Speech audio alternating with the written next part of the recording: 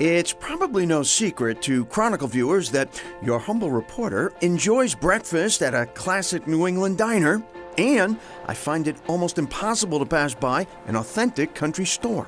But there is another regional icon that is high on my appreciation list: the classic New England barn.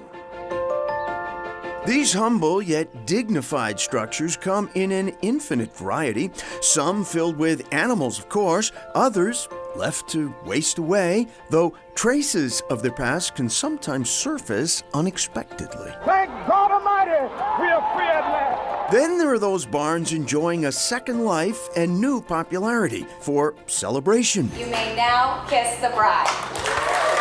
Feasting, even the occasional blowout sale. Sounds like a good excuse for a road trip to me.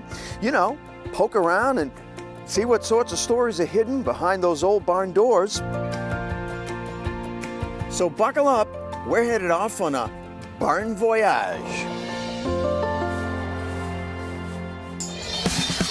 This is Chronicle on WCVB Channel 5. First rule of road trips: you're going nowhere without fuel. That's why our first stop on this barn voyage is finding breakfast.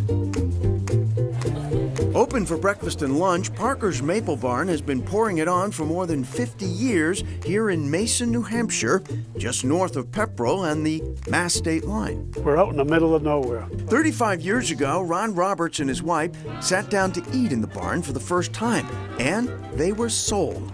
They bought the Maple Barn shortly after. We felt like this is like home. Feel like home. It's like quintessential New England. Along with the restaurant, there is the Corn Crib gift shop, and of course, the Sugar House, where Ron Roberts Jr. oversees the wood-fired evaporator.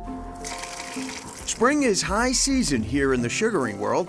The clear-running sap boiled down to amber gold. So Ron, obviously maple is the star here, but the barn figures pretty prominently in what you do here, right? Talk to how central the barn is. That's what brings people here. They love barns. People love barns. Next up on our barn voyage, some ramshackle sheds and a puzzling box marked MLK that turned up in the Connecticut Historic Preservation Office. And I thought, why would we have a box labeled MLK? So I opened it up. Staff archaeologist Kathy Labadia was stunned to learn that a young Martin Luther King spent 2 summers working on a tobacco farm in Simsbury, Connecticut, when he was a student at Morehouse College. And I thought, first of all, embarrassment. I'm a historian, I live in Connecticut, I grew up in Connecticut. I don't know this story. This is an amazing story, and I didn't know it. Labadia learned the Culbro farm was slated for development and immediately started the process to make the farm a registered historic site. Next up, learning everything she could about King's time in Simsbury.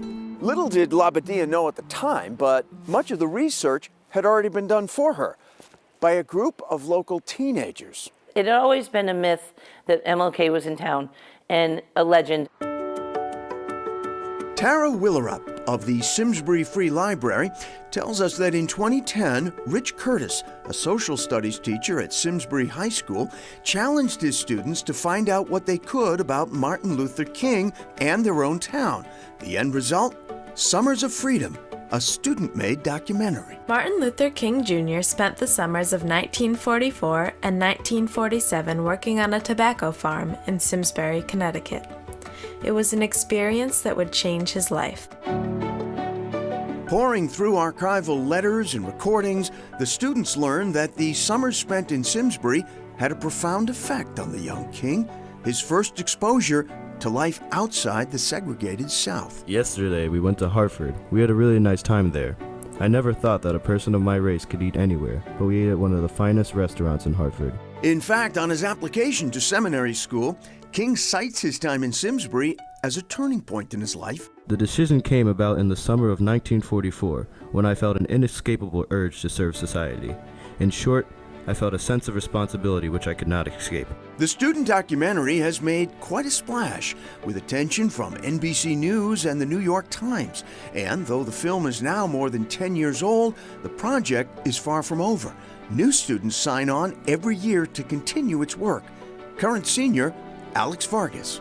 I myself just recently recruited my little sister, who's a freshman, but it's definitely like a generational tradition almost that is passed down mostly among friends. I personally didn't want the message to die out.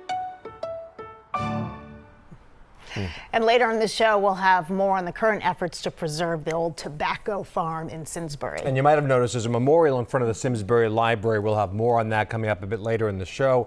And back to the Parker's Maple Barn. They have reopened after a short winter's nap, as they like to say. And the Sugar House opens up again in March. That place looks fantastic. Fantastic. All right.